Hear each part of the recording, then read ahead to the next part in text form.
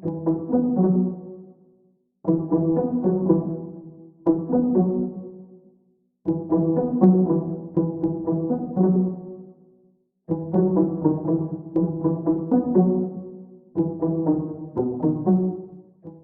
mahajanga indray fantatra fa lehilahy lehibe izay raiky amby 70 taona no tratra nanolana anireo zafikeliny izay efa tao anatiny fotoana maromaro mo nanaovany ity lehilahy antitra an'ity fanararaotana aranofo tamin'ireo zafikeliny ireo.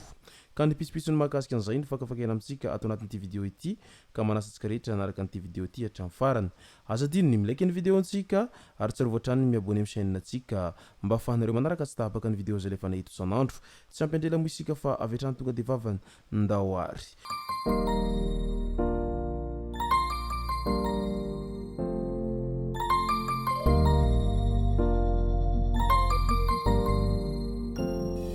Ny tonga tsy miarahaba hono namantesitra ka dia faly miarahaba isika rehetra mpanaraka tsy tapaka an'ity chaîne ity tenako amin'ity androandroany ity.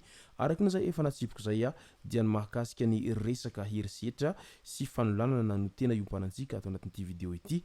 Fa milohan'izay dia ndao aloha resahantsika ireto tsara fantatra manaraka ireto. Vaovao mampalahelo sady mahatsiravina.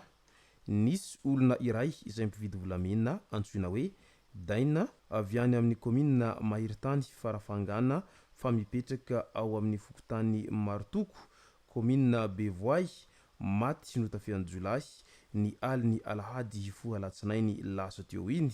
Ny tena mampalahelo dia izy rery no tao an-tranony. Ny vadiny lasa namonjy faty tany amin'ny toerana atao hoe Songotoloha ny harivany alahadiny ihany.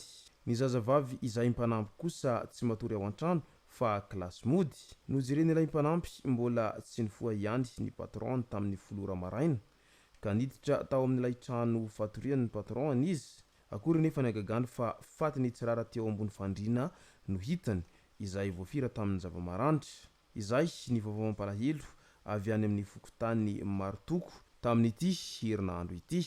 Manoloana an'izany rehetra izany mo dia manao ny asany ny mpitandro filaminana any an-toerana any ao anatin'ny fanaovana famotorana ny tena tao ambadika an'ity famonoana an'ilay lehilahy mpanao aferana volamena ity.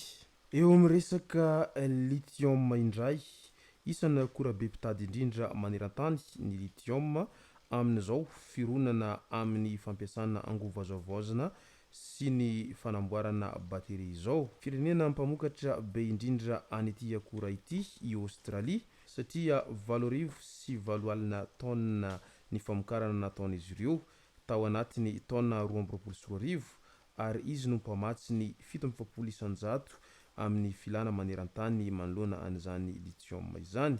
Miasa amina orinasa vahiny maro toa any Tiank Lithium any Chine, Albemarle Corporation États-Unis sy Sociedad Química y Minera any Chili izy ireo amin'ny fitrandrahana ireo harena ambanin'ny tany. Madagasikara koa firenena manana otrikaina maro ilaina amin'ny transition énergétique afaka mampitombo avy roa heny ny vola miditra amin'ny fanondranana harenan-kibon'ny tany. Nisan'ny mpiasa sy manatsara ny sandam-bola ny firenena malagasy raha mitombo isa ireo orinasa lehibe izay mpitrandraka ao an-toeranao izay efa miantoka ny 13.8 ny fanondranana, ny 4.5 ny harikarena faobe ary mampiasa olona 5.2 mahery amin'izao fotoana izao. Tany amin'ny faritra Sofia indray tany Antsoy, tovolahy roa izay matanjaka tsara no tratra nangalatra koho. Tokony ho tamin'ny 7 maraina tamin'ny andro ny 12 Martsa 2024 no nasesy ny fokon'olona tao Ambodimadiro commune urbaine Antsoy ireto tovolahy roa izay mitankaratra sady matanjaka tsara ireto. Tratra nangalatra koho izy ireo ary efa niaraka tamin'ny zavatra hafangaro azy raha ny fanazavana hatrany. Tsy voasambany fa efa malaza izy roa ireo fa saingy tsy mbola tratra raha tsy efa tamin'iny andro ny 12 Martsa iny. Voalaza fa mipetraka ao Antanankova izy ireo ka izao tratra teny Ambodimadiro izao. Efa niharany daroka mafy izy ireo vao tonga ny mpitandro ny filaminana nakazy ireo taorian'izay fahatratrarana azy ireo tamin'ny resaka halatra koho izay. Izay mo ilay hoe elan'ny tonatonanana ka tojiny masonangatra, elan'ny angalarana ka izao tratra amin'izay. ao anatin'ny fanafiana sy fanendahana indray jiolahy iray no maty voatifitry ny sagy teny Anosibe. Mpanendaka sady mpanao fanafiana amin'ny tampiadiana raindahany iray no lavon'ny balan'ny pôlisy ny sagy teny amin'ny trano 5 Anosibe ny aliny 12 Martsa 2024 laso teo iny.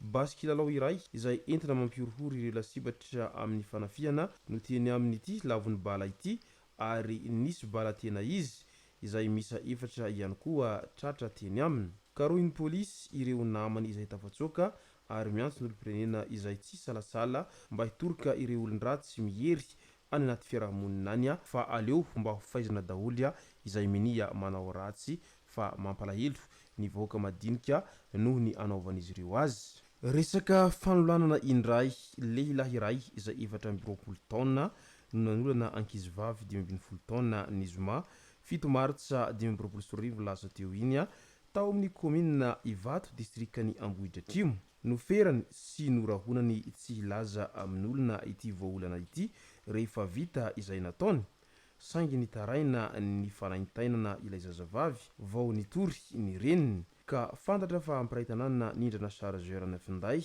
ilay navandoza tamin'izao asa fanolanana izao. Mbola ao anatin'izay fanolanana izay hatrany moa tena tsy nihaotra na kely akory aza ity radada efa 17 taona ity ny tantara ny nanolanany ny zafikely iray mbola tsy ampy taona atany Tsaramandroso Mahajanga tany.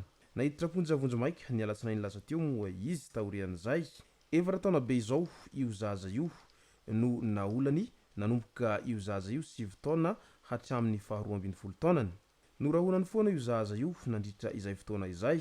Ny lobava sy ny tantara tamin'ny reniny ihany nefa ny ilay zaza rehefa aveo. Nanokatra famotorana ny pôlisy pirenena miady amin'ny heloka mamoafady sy miaro ny zaza rehefa naharay fitoriana mahakasika an'ity asa fanolanana izay nataony ity radada efa 17 taona ity.